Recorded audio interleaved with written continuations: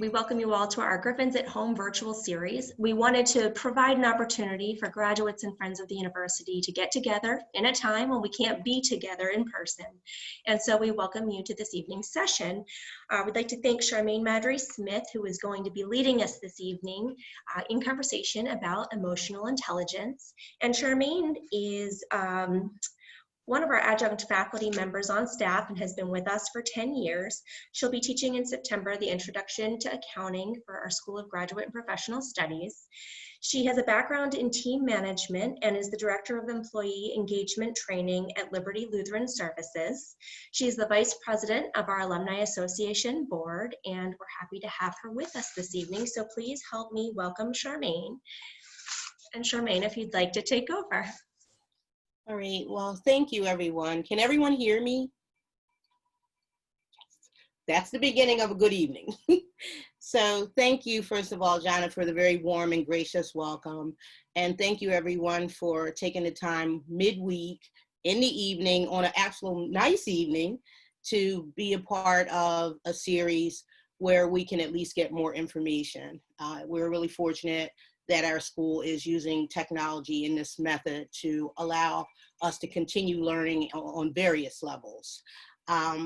With everything that's going on in the world, I think that the topic of emotional intelligence is just critical. And I'm very happy to have an opportunity to pretty much just introduce it. I mean, there's so much, it's such a broad and rich topic that there's nothing I can really do with it in an hour other than really just introduce it and talk about how it really does relate in academia. So with that being said, I'd like to introduce a PowerPoint.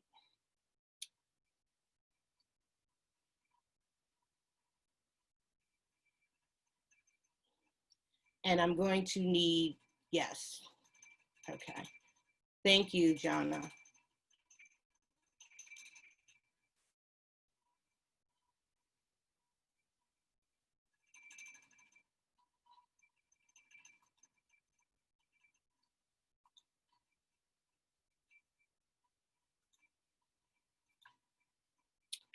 Can everyone see the slide? Okay, so our topic is emotional intelligence in academia.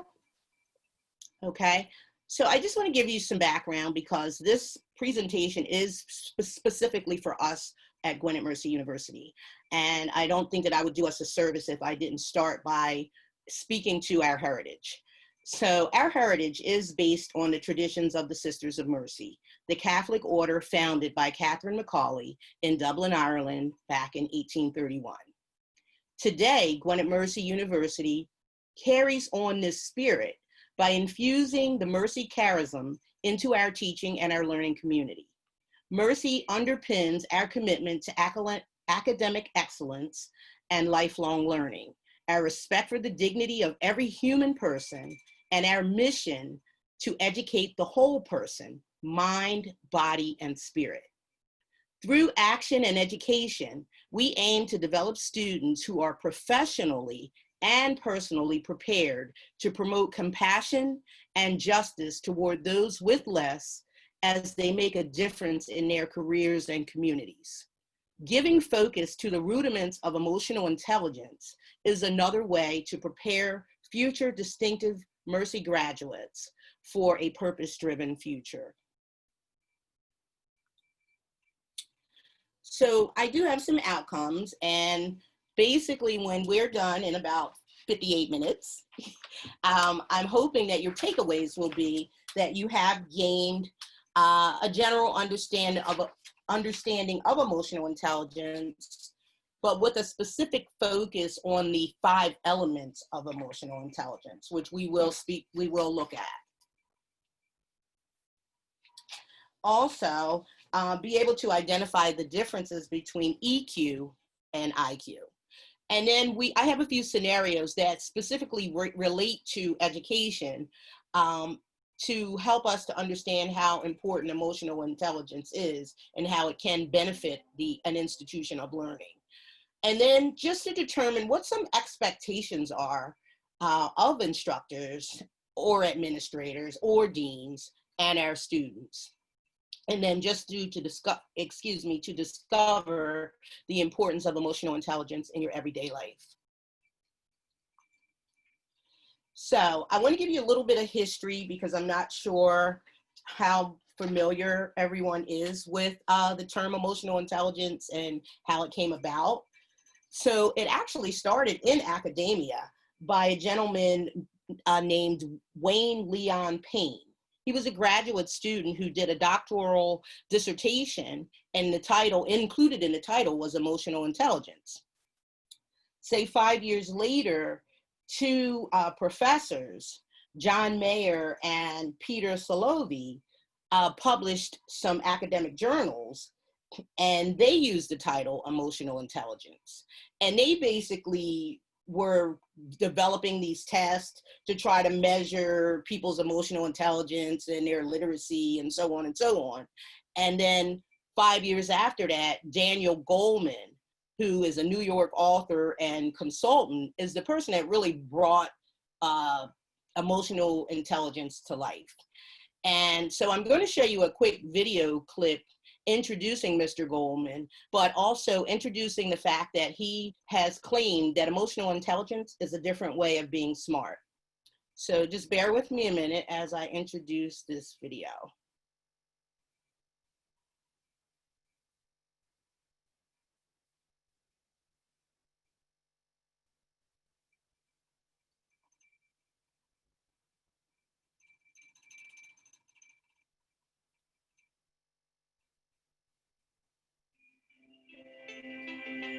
Can everyone hear it?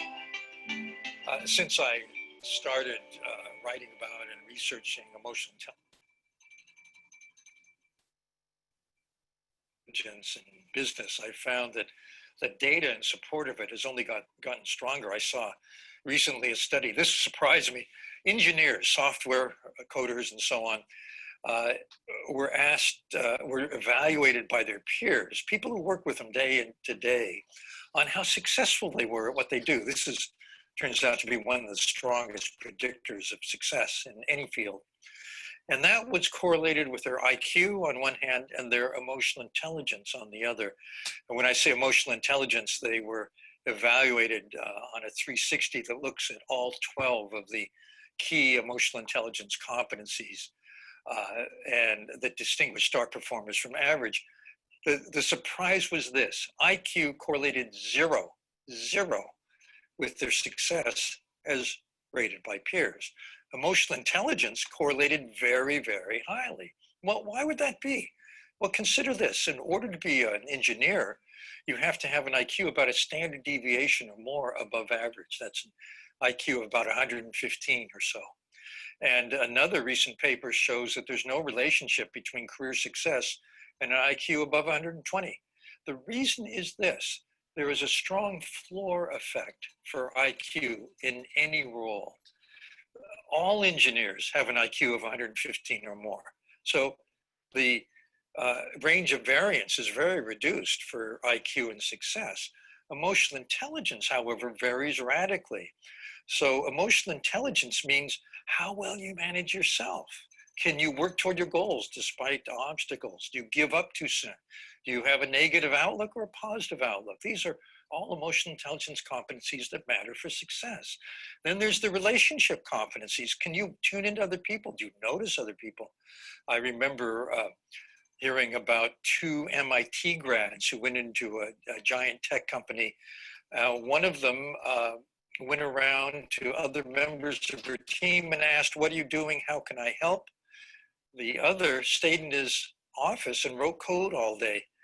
And it's very clear who was going to get ahead. It was the one who wanted to be a team player. You don't write code in isolation anymore. Everyone works on projects together. You may write the code, but you have to coordinate, you have to influence, you have to persuade, you have to be a good team member. All of those are emotional intelligence competencies that distinguish outstanding from average performers. So when you think about it that way, it makes sense that even among engineers, emotional intelligence will predict who is a star and who's just mediocre. And when you think about this at the organizational level, it means you want to be sure to include emotional intelligence when you consider hiring people. I have a friend at an executive recruiting company specializes in C-level hires, CEOs, CFOs, and so on.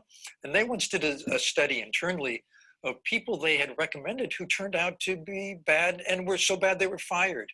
So these were failures. They were surprised to have failures, but they realized when they looked more carefully that these were people who were hired because of business expertise and IQ and fired because of a deficiency in emotional intelligence.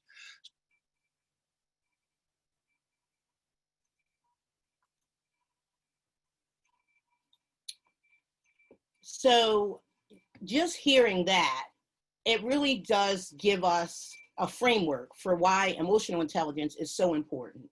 And it's important in academia, just like it's important anywhere else, because as he spoke to, a lot of it has to do with relationships. Just so you guys know, I don't intend to talk at you all night. We will be doing some interaction, hopefully, that you guys will participate, because I do actually have, and it will be available after this session, but I do have an EQ assessment. It's 15 questions, none of my business. You answer it honestly for yourself. And then we have a key with the results for you to, assess where you actually fall with regards to emotional intelligence. So moving forward, let's look at an actual definition. The capacity to be aware of, control, and express one's emotions, and to handle interpersonal relationships judiciously and empathetically. That is a lot, because handling relationships judiciously means that it takes care, and empathetically means you have to care, and that you have to be able to try to see it from the other person's perspective, even if it doesn't necessarily, correlate with your own thoughts or feelings. So what you see now is actually a matrix that Daniel Goleman put together. It was published in the Inc. magazine a few years ago, and it really does a great job of defining the 5 elements, which was our learning outcome number 1, talking about the elements of emotional intelligence. And the first one is the most critical. It's self-awareness. If we don't see some of our blind spots and recognize some things about ourselves, then we're not going to be able to manage how we are interacting with people, how we are responding to situations. So the 5 elements, as you see, are self-awareness, self-regulation, motivation, because we have to be able to motivate ourselves. We can't always hope that somebody's going to jumpstart us and get us going. We have to be able to have that tenacity to be those people that just have a passion that fuels us, that allows us to have our own level of motivation. And then, of course, empathy. And then lastly, the social skill. Number 1 is self-awareness. So let's look at the definition. The ability to recognize and understand your moods, emotions, and drives, as well as their impact or effect on others. Okay, again, I mentioned blind spots. We all have blind spots, and so it's also very important sometimes to ask for feedback.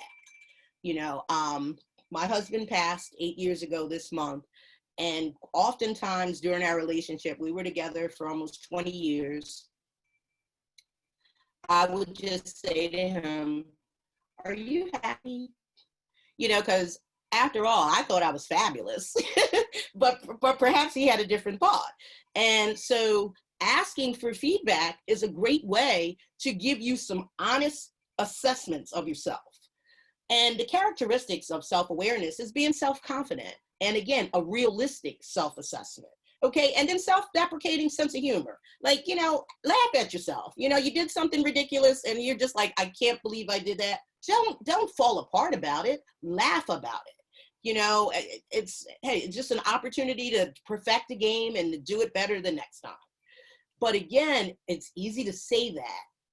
But when we are, a plethora of emotions, it's sometimes not as easy to pull yourself back and to be resilient like you want to be. But it does start with that self-awareness. After that, they need to self-regulate. Because during the self-awareness stage, we've identified triggers. We know the things that tick us off, the things that make us happy. You know, we know all of that. So when we have those things that aren't, let's just say, our best qualities, then there is some self-regulation that's required. That's the ability to control or redirect those disruptive impulses and moods. The propensity to suspend judgment. You know, we all have cognitive biases, okay? We can't deny it, okay? So we need to suspend that judgment and think before we're acting. I call it foot and mouth disease that some people have, because they just they don't contain some of their commentary that should have just probably been left in their brain and not have come out of their mouth. Self-regulation allows us to be mindful of that and to try to be more thoughtful in our actions, in our words, and so on. So the characteristics are trustworthiness and integrity, somebody that's principled. Here's the big one: comfort with ambiguity, okay? You know, there are so many people, and, you know, we all would like things to be buttoned up and you know, easy to follow, a nice linear fashion. But the reality is, in today's world, it's very rare that we get things all neat and tidy.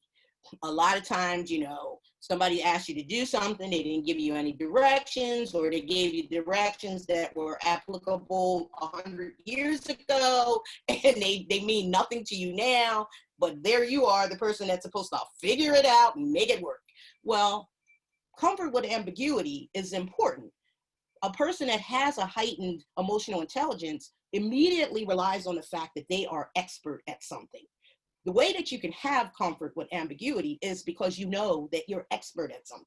So whatever your greatest skill is, this is the time to pull it out and allow you to navigate through all of that so that you can manage that process and get through it. And what you'll see is others are going to follow, because once they see that you're able to keep your cool and you're able to figure out, we can do this, we can do that, all of a sudden now what seems insurmountable or quite an annoyance or a frustration is a lot easier to manage, because you all of a sudden realize, you know what, I'm expert. I can handle ambiguity. I got this. And that goes right in line with openness to change. A lot of times people that struggle with the ambiguity and the change have a bit of a rigidity about them, you know, and that's okay. Like, look, we are who we are. We want things the way we want them.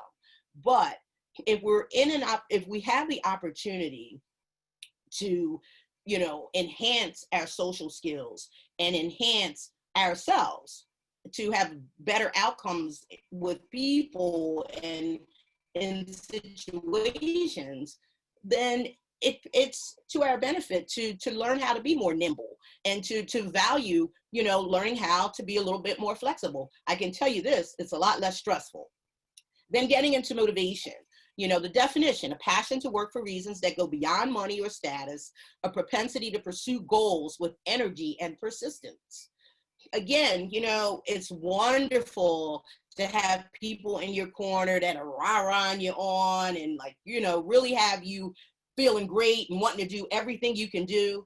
And then sometimes nowadays we're sitting home by ourselves and we don't have maybe that cheerleading section that's like, oh, you got this, you can do this. And we really have to rely upon our own emotions to keep us going.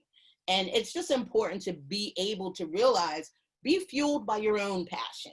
You know, it's wonderful to have a cheering section, but well, let's face it, people let us down all the time. It's our nature.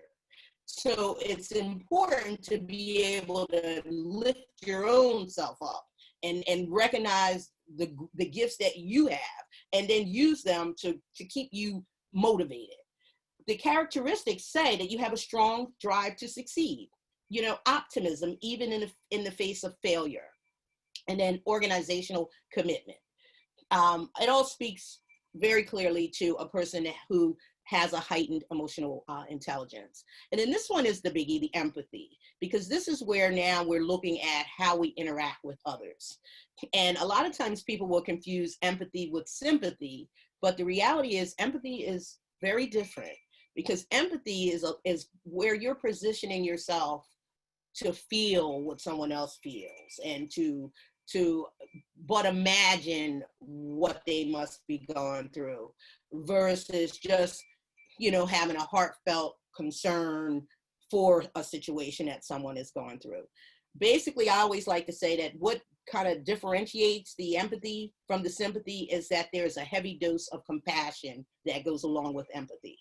And so it is defined here as the ability to understand the emotional makeup of other people, and then skill in treating people according to their emotional reactions.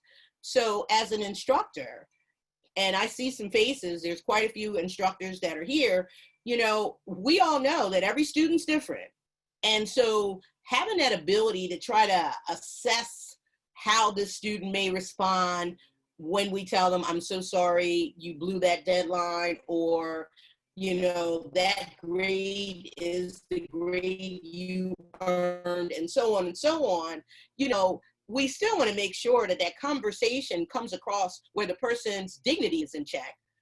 But it started with, let us make sure that we're being empathetic to try to understand what may have transpired that got that student to wherever they are at that point.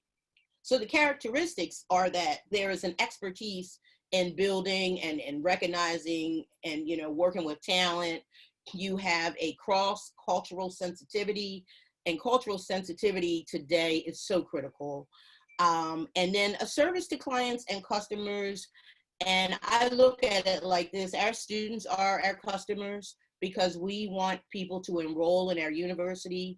We want people to feel that, you know, what the Sisters of Mercy instilled are true and represent who we each are in this university. And so, you know, when we talk about service to clients and customers, it's how we treat each other. If we're faculty, if we're staff, there should be respect in the communication, and we should be thoughtful. We should think, oh, so-and-so is going through it. Let me not be so sensitive about whatever they said because I understand this or that. Like, empathy just allows us to be those people. And then the social skill, being defined as proficiency in managing relationships and building networks, and ability to find common ground and build rapport. The characteristics are effectiveness in leading, persuasiveness, and then expertise in building teams. So at this point, I invite anyone, does anyone have any of these elements where, you know, any experience you may have?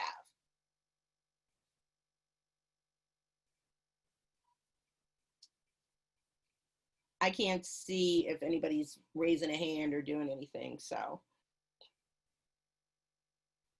But everybody understands what we're saying, right? We're in a good place? Okay. So, it's nothing like a diagram to just give you that visual of those elements, okay? And there we are with self-awareness, self-regulation, motivation, social skills, and empathy. But just in case you didn't catch on to what I was saying, I got a little song for you. Here it is. Uh-oh.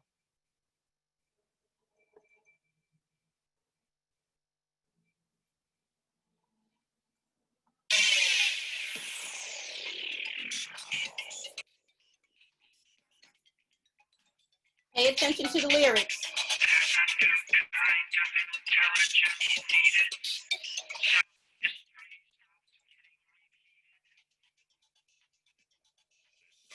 We all need for our lives to make sense.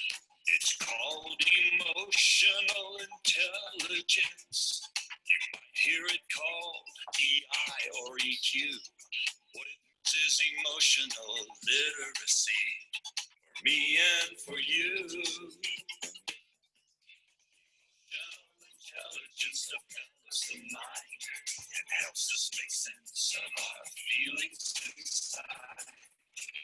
What a wonderful world it's going to be with more and more emotional literacy. Now, peace has been sung about in many songs. Everybody wants that we all get along. Finding a roadmap to get us all there is going to take more than I hope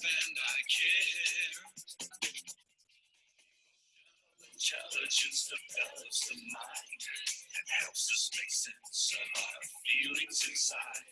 What a wonderful world it's going to be with more and more emotional literacy.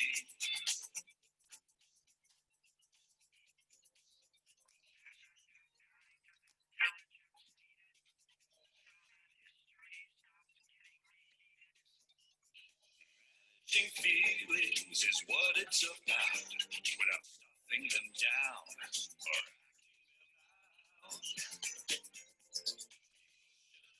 intelligence develops the mind and helps us make sense of our feelings inside. What a wonderful world it's going to be with more and more literacy. Emotions can do a lot of harm or create more harmony. We can drown in our unchecked feelings, or we can learn a better way to be. Intelligence develops the mind and helps us make sense of our feelings inside.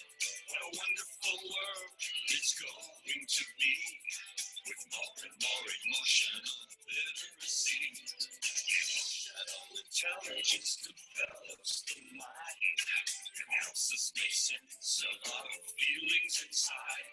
What a wonderful world it's going to be with more and more emotional literacy. World harmony.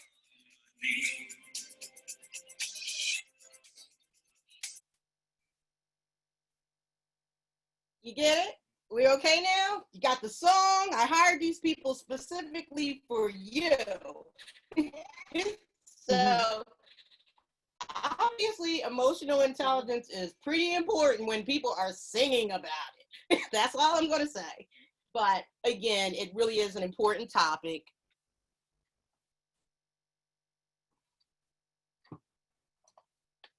Sorry about that, guys.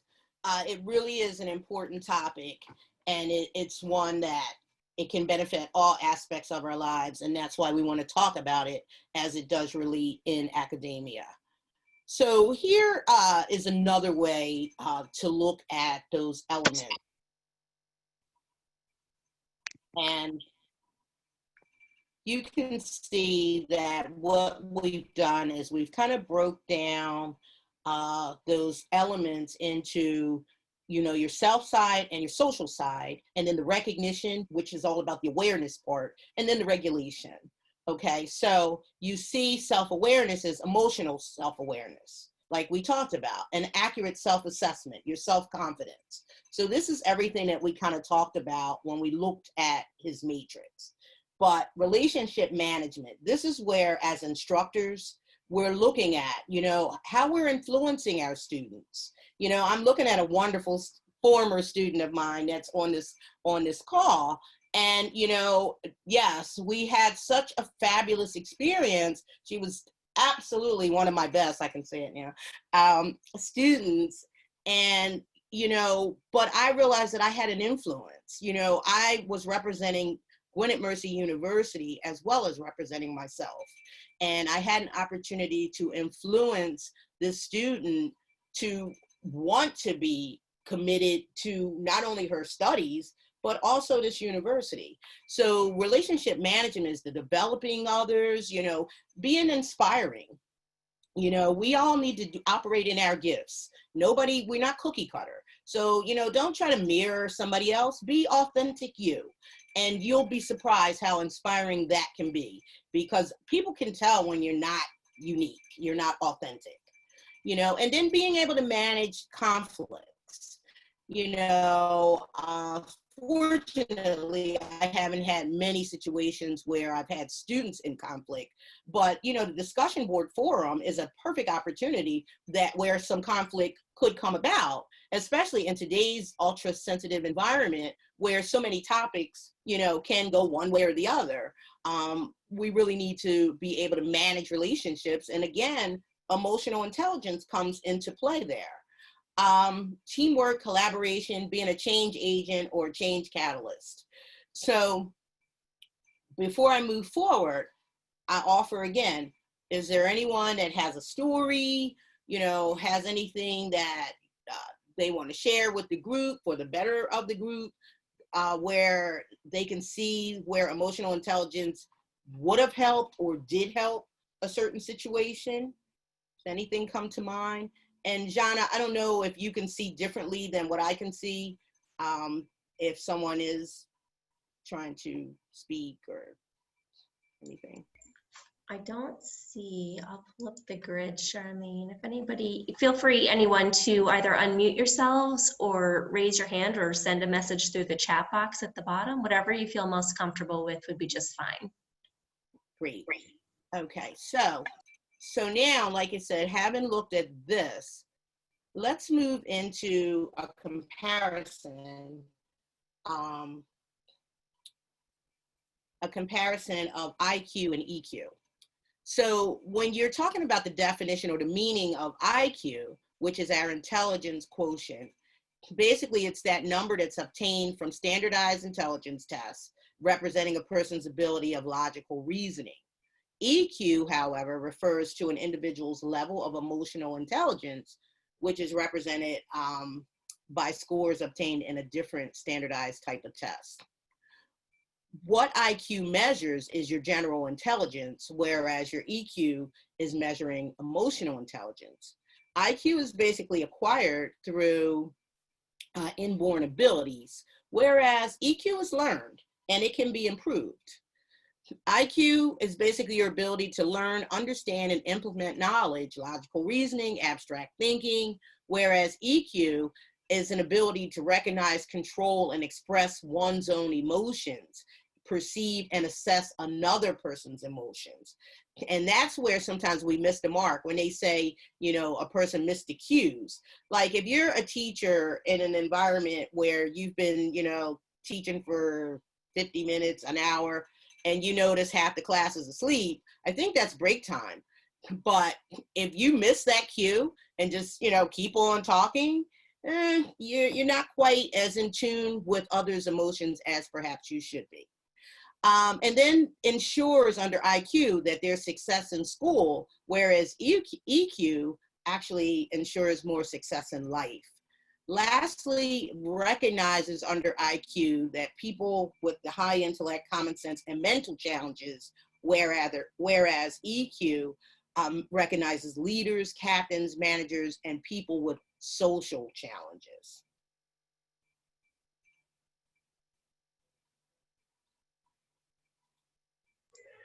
And Charmaine, we do have a comment in the chat box. Okay, I can't. Oh, sure. So from Gia to the group, she says, I think that family relationships definitely include emotional intelligence. Maintaining those relationships on a day-to-day basis, as well as in the face of adversity, can be challenging if you're not emotionally intelligent, particularly in self-awareness and empathy for another's perspective or feelings. Absolutely. And that's why the last learning outcome is talking about emotional intelligence in everyday life. People, it's interesting. Everyone always looked at IQ. That's what we heard Daniel Goleman talking about. Like, no one really realized that the differentiator is how people handle their emotions. That's what makes a difference. So it doesn't matter what platform, whether it's school, whether it's home, whether it's at church, wherever, but as long as people are involved, you're going to 9 times out of 10 have the same types of dynamics in any of those platforms. So it really does require a self-awareness, a self-regulation, and, again, like Gia was saying, the empathy factor. But I tell you, it's being aware and then regulating, because like I said, we all have triggers. There are some things, sometimes the person's tone of voice, so on and so on. And it's like, at that point, now you put yourself in a position where, are you going to, kind of dismiss that tone and not lose the message? Or are you going to lose the message because you were so emotionally charged by a bad tone that now you're probably missing something that you needed to hear? But it takes some self-regulation to get to that point. That's like as an instructor, when you've put the syllabus out there timely, you've gone over it with a fine-tooth comb, you know, all the dates are there, everything's the way it's supposed to be, yet you got 3 students within like the last 2 hours who have asked for an extension. Okay, you know, if you're an adjunct, you probably have another job. And so you're kind of, you know, hoping that people will be able to follow that schedule and do things according to how it's laid out. In the perfect world, are you going to be emotionally intelligent enough to, when the 4th student reaches out to you, not lash out on that person for the 3 people ahead of them? Or are you going to be mindful, which is part 2? If we ever do emotional intelligence part 2, we'll talk about mindfulness, because that's a whole nother topic.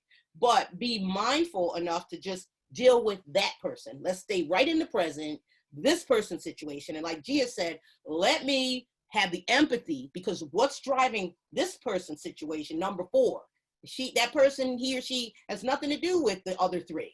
But as the instructor, you're like, oh, here we go. And that's understandable. But okay, now how do we manage that so that, again, our responses are appropriate? You know, and that's where the emotional intelligence piece really comes into play. And as Gia said, that's with families, because, you know, we don't, you know, we just kind of get family. We don't pick them. So, you know, sometimes we're really great. We get great ones, and then we get, oh yeah, you got that uncle too. You know how that is. And so again, emotional intelligence is just a great way to afford us a chance to have better outcomes. So this is the personal assessment, and I don't know that you can see it that well. It is available for you to complete at your, you know, on your own time. There are 15 questions, and there is a key that is available to you as well.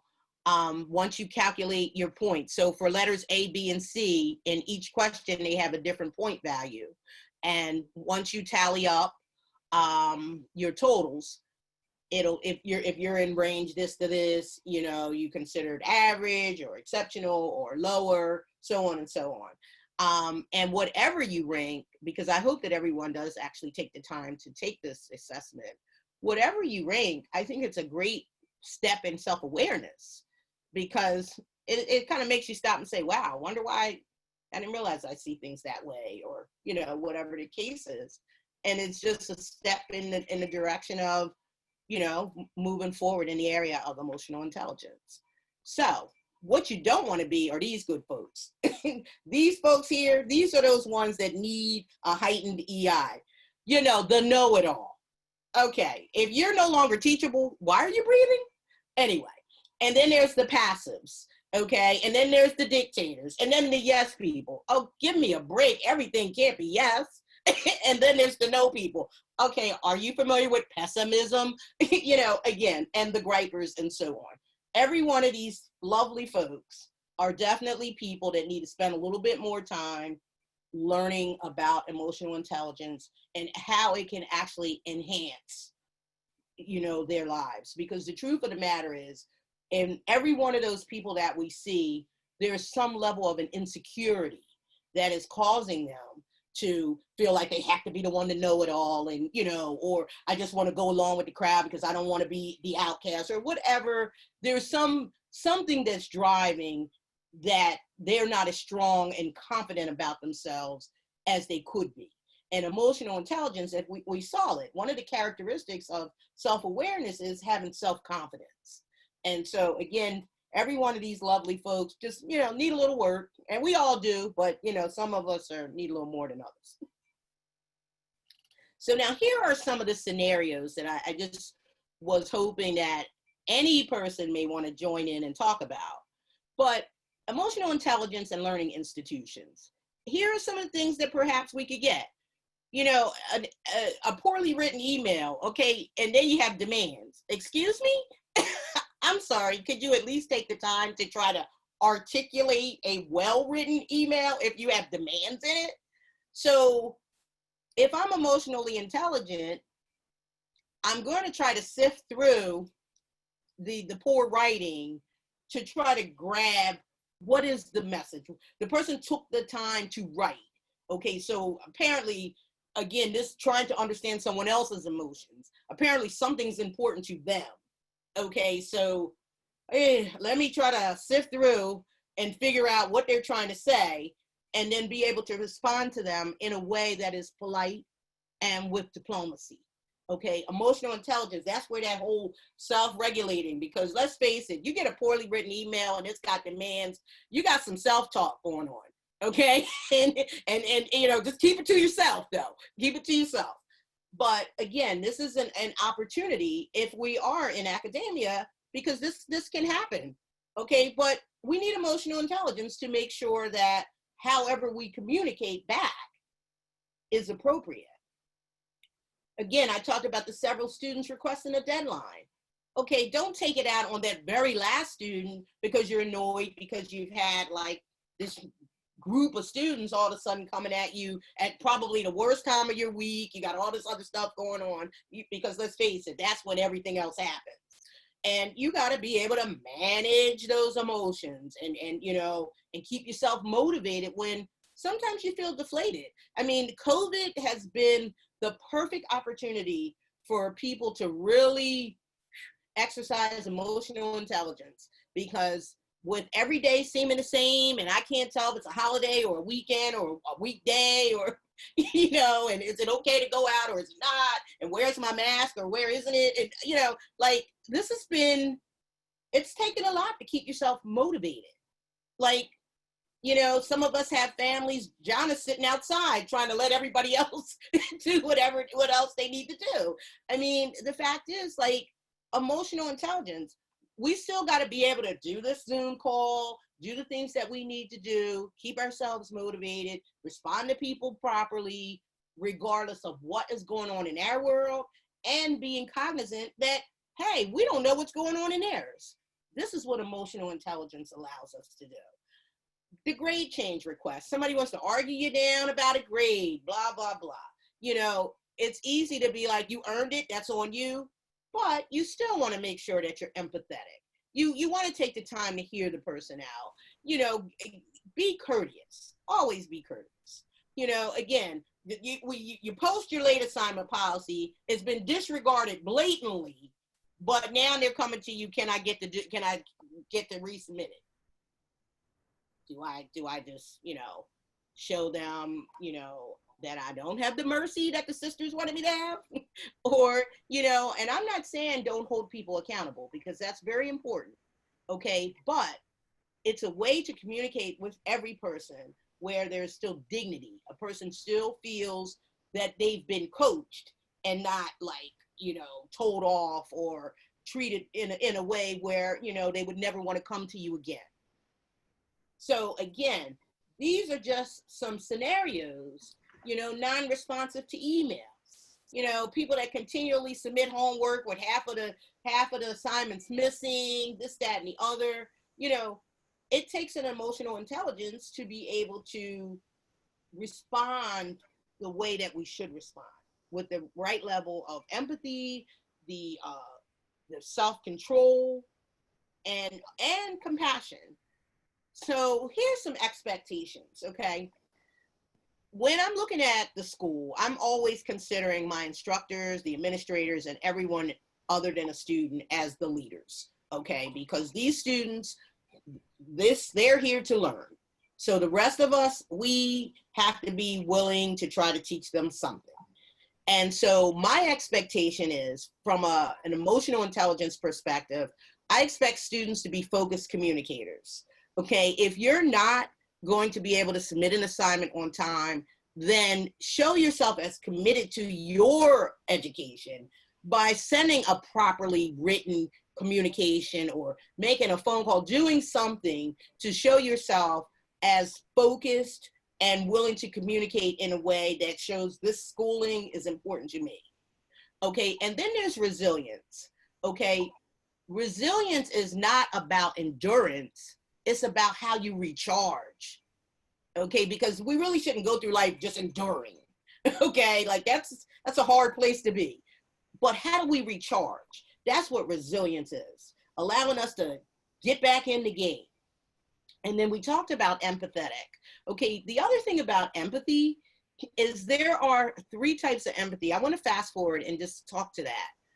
3 kinds of empathy: cognitive empathy, emotional empathy, and empathic concern. Okay, cognitive is just your ability to understand another person's perspective.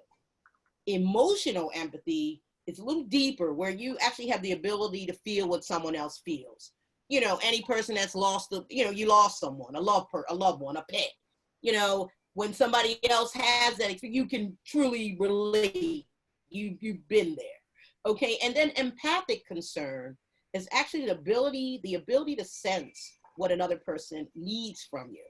And any person that's a parent, and especially those that are really good parents, it's like, your children.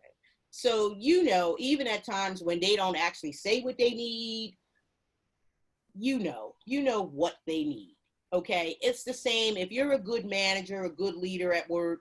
You know your people. You can look at the face of somebody. You can, the thing is, empathic is they don't have to tell you. You're paying enough attention to that person to be able to ascertain, hey, there's a need here, and I'm gonna have that level of compassion and empathy to make sure that these people can function. So just going backwards, students, we expect them to be empathetic in that, you're not my only student. While yes, you're very important, but keep in mind that the teacher has other things and other students too. And if you're reaching out at the 11th hour, your emergency is not necessarily the teacher's emergency. And so we have an expectation that a student will be mindful. You know what?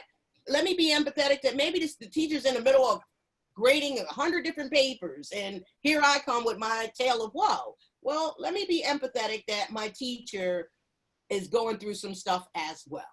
And then again, accountability. If you didn't do your work, let's own our situations, and then most importantly, always be teachable. Again, if we've gotten to that point where we're still breathing, but we can't learn anything else, why are we breathing? It's like we should always want to be getting more information. Look at the world. I mean, just think, if somebody a long time ago wasn't doing all the advances to technology that most of us couldn't keep up with, we wouldn't be able to function today as a society the way we are in these times. Okay, so it's like, don't, just because you don't, oh, why are we doing that? You know what? Take a minute and learn and listen anyway. You might not be applying it, but at least be willing to hear it and learn about it. Jana? Charmaine, we have a couple of comments that I would read out to the group, if that's okay, that are Yes, applicable please. to this. From Lenny, states, with everything going on in the country and world, students will be dealing with a variety of issues that will require instructors to utilize EQ as never before. And then from Maryland, global educational systems disruptions due to the pandemic is a significant loss. The instructors have suffered loss and are grieving that change too. EQ is necessary. And then another point from Lenny, she just mentioned, good point, we as instructors will need to check in with each other. Excellent. That's very true. Thank you. And again, just wrapping up on the other side there, under instructors, administrators, you see the same, listening. Okay, I do have some points I want to speak to about the listening. So,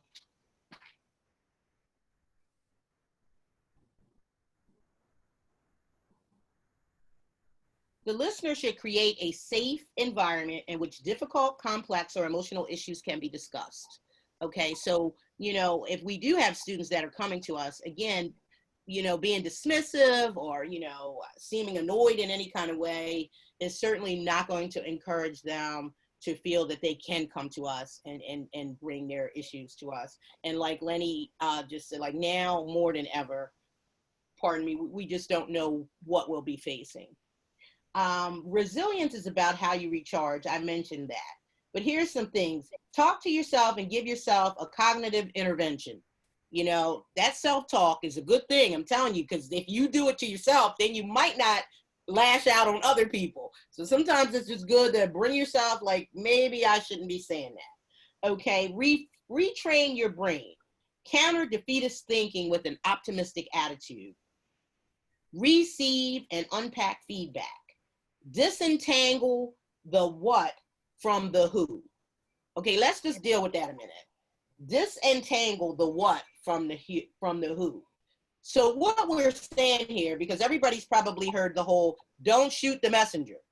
Okay, I like to use that when I talk about this, because the fact is sometimes the messenger isn't really eloquent in how they deliver.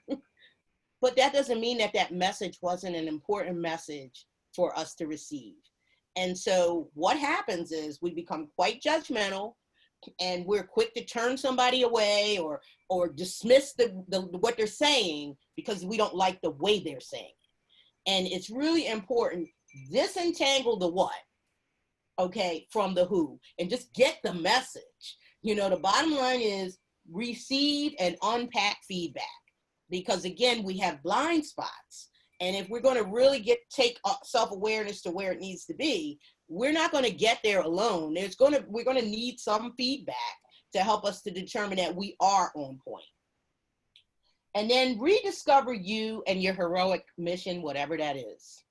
So we talked about empathy, and the one thing that I forgot to bring up about empathy is an empathy gap. Anybody familiar with an empathy gap?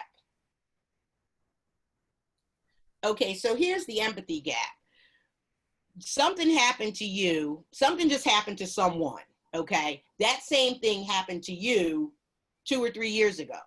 When it happened to you, it was devastating, but you survived it. So now here's this person going through the same thing.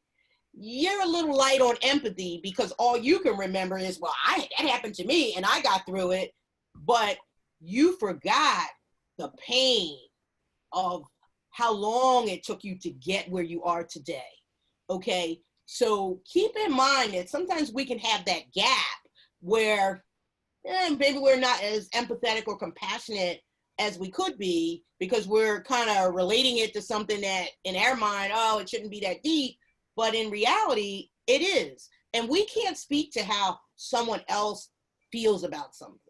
The best we can do is just show them that we care and that we're empathetic and that we're respectful, that they are entitled to feel about something the way they feel, and minimize that gap. Because see, it was quite painful when you experienced it, but you lived through it, and it's normal. We will weed out things that are uncomfortable. You know, quickly we try to get rid of that.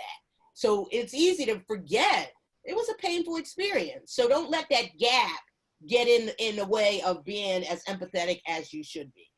Here's a perfect example, you know, and I can truly say this as a teacher now. I remember in class, I had teachers that flat out told us, well, look, when I was a student, you know, blah, blah, blah. And I hear that, but like, you know, did they have a computer when you, you know, I'm just saying, like, maybe we shouldn't do that. But so again, that is a good example of an empathy gap, you know, not remembering how tough it was with the studying and trying to juggle life and whatever else. So the empathy gap is just something that I wanted to bring up. And I am close to wrapping up. And Charmaine, there's a message from Marilyn stating that not giving others everything is moving up here. Not giving others permission to feel their pain is part of the empathy gap. And then also from Judy, suffering is universal but unique because each person experiences suffering differently. Yes. Oh, thank you. Such excellent feedback. And that's why, like I said, everything, it really has to be, you have to be respectful, you know. So it's funny, Daniel Goleman says by this quote, in a very real sense, we have two minds, the one that thinks and the one that feels. And so I just want to share with you something that I share with people in a customer service world, but it's applicable to emotional intelligence. So this is about managing the monster within you. So take control of yourself, okay? This is part of our self-regulation. Slow your response. You know, wait 1 to 2 seconds before you're responding. That way it gives you a chance to just like think it through. And especially with emails. You know, I'm a person that a lot of times I will write my email before I actually enter the recipient. That way I just have a blank email that I've written with nobody on the to line. Any event that maybe I want to change something or whatever the case is, it's just a good way to make sure that a oops email didn't get sent. So being thoughtful, taking a minute to think things through. Ask yourself, are they being difficult or do I just find them difficult? Something to think about. Calm yourself, you know, that counting to 10 thing is a real thing. Maintain positive and relaxed body language. And this is a big one to me. Get interested, not irritated. Because, you know, it's very easy to be put off by, you know, one or two words, and now it's like you're not listening. But still have the daring to listen. You know, give that person that opportunity. Get more interested, because sometimes once you become more interested, you all of a sudden you get a different perspective. Remember that when they win, we all win. You know, and then most importantly, don't take everything personally, you know, because everybody fumbles over people at some point, but the reality is a lot of times it's not intended. And, you know, for our own mental health and our own emotional intelligence, it's good to know how to just let some things go. I have ways to master emotional intelligence as a wrap up.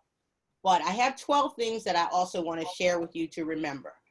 The past can't be changed. Opinions don't define your reality. Everyone's journey is different. Judgments are not about you. Overthinking will lead to sadness. Happiness is found within. Your thoughts affect your mood. Smiles are contagious. Kindness is free.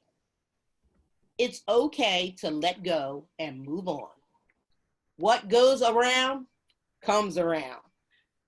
And finally, things always get better with time.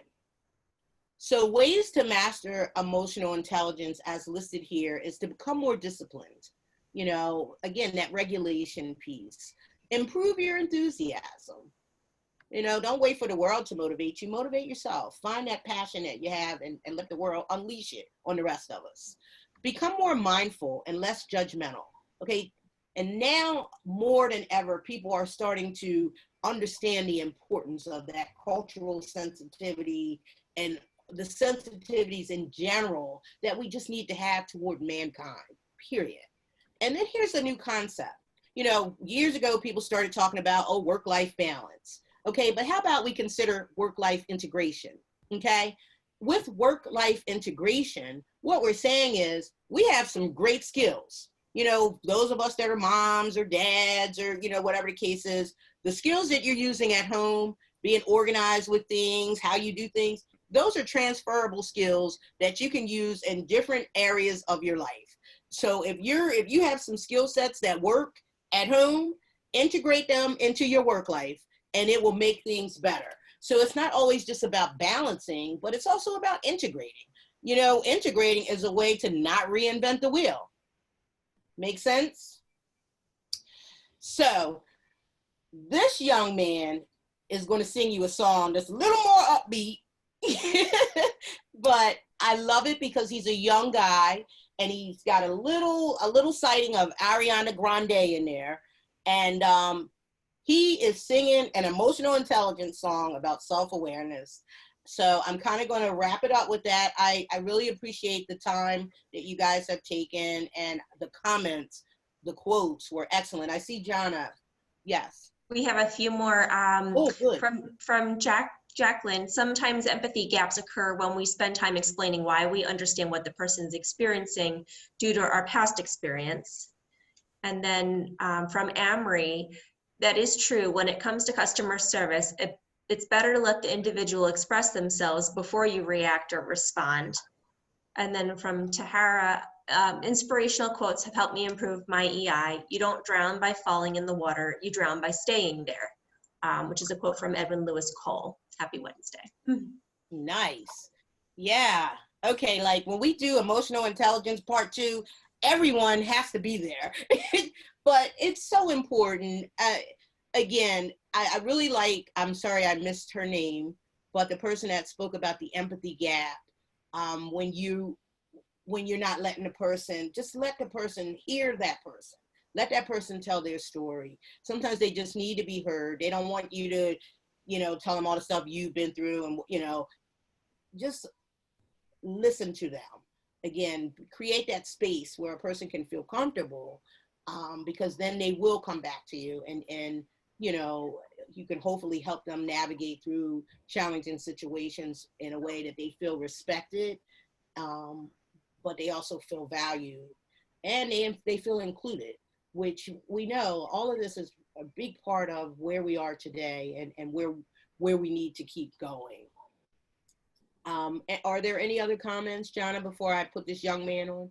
There are, from Marilyn, be a heart with ears.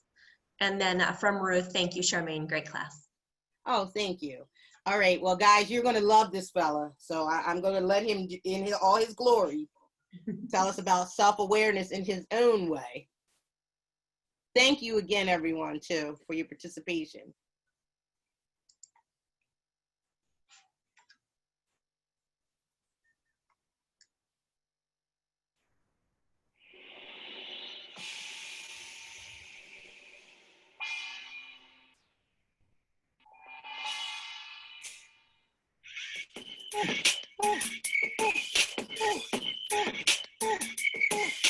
Studying with my books till the nighttime.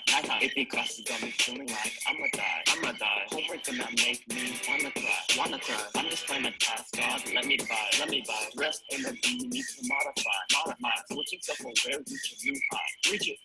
Nigga simmer down. Hey, put my foot down. Hey, who said it's no fan? Who turn my life around? My studies show battery knows EQ, healthy, grow. Take a breath now. Breathe. No need to stress now. No need, gotta calm down. Calm, self-aware now. EQ, high to the sky. We can live a better life. Keep growing. My EQ leading me to great. Emotional intelligence for time. Yeah. Mind switching self-aware, reach a new high. Reach it, mind switching self-aware, reach a new high. Reach it, mind switching self-aware, reach a new high. Reach it, mind switching self-aware, reach a new high. Reach it, gonna learn it, I'ma be a good to know lie.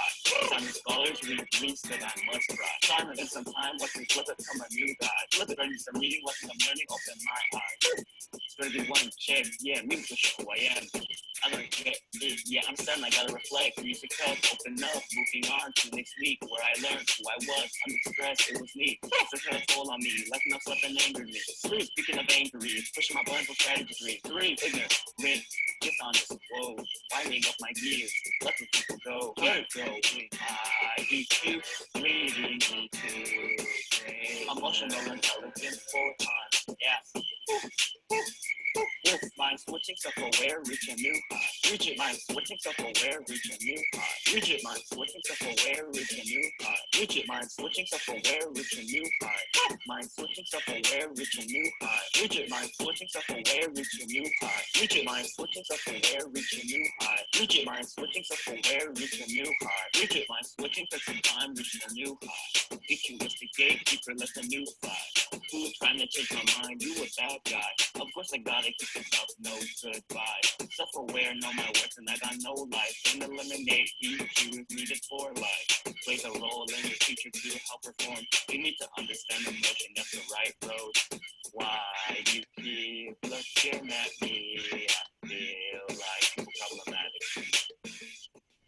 You're steady with the curve, EQ, your mind is switching. Mind switching, self-aware, reach a new high. Reach it, mind switching, self-aware, reach a new high. Reach it, mind switching, self-aware, reach a new high. Reach it, mind switching, self-aware, reach a new high. Reach it, mind switching, self-aware, reach a new high. Reach it, mind switching, self-aware, reach a new high. Reach it, mind switching, self-aware, reach a new high. Reach it, mind switching, self-aware, reach a new high. So I thought that that was so cool that a young person is understanding, like, EQ is so important. I mean, we can be smart, book smart, financially smart, But like, if you don't know how to work with and through people, you still have some limitations that you're making your situation harder than it needs to be, because most successes are coming through working with people. So I hope that you guys found this useful. And the only thing I want to say is be safe, be well, wear your mask, you walk proudly, demonstrate your values that the Sisters of Mercy want us to do. And hopefully I'll see you good people again. Please stay well. Thank you so much for your time. Thank you, Charmaine. That was wonderful. We've also had there were a number of comments thanking you for the presentation today, and a request to have EI too. So maybe we can get that on the books sometime. And I'd like to thank everyone for joining us this evening, especially on this beautiful night, the night after a hurricane, for anyone who is in the local area or experienced that goodness. I wanted to let you all know that we do have Charmaine's emotional intelligence survey and the key with answers. So what we'll do is I'll follow up with an email to everyone. I'll include those documents. And then also we have recorded this session, and that will be posted on the Griffins at Home website under where you registered. Instead of a registration link, we'll just have the link to this particular session as well as the documents. So that should be up within the next 48 hours or so. And I did want to let you know that we do have one more session as part of this series, and that will be next Wednesday, August 12th at 7 p.m. And that is 6 Steps to Singing with Carol Evans, who is the director of our Voices of Gwinnett chorus group. And then we'll be taking a slight break for a few weeks as the university gears up to begin orientation and start classes. And then in the fall, we will continue on with our Griffins at Home, and we'll line up other sessions. So if you have any comments or you would like to propose sessions for the future, please feel free to reach out and let me know. alumni@gmercu.edu. And again, we thank you for this evening, Charmaine, and we thank you all for joining us, and we hope you are all well and stay safe, and we hope to see you again soon. Thank you, Charmaine. Thank you.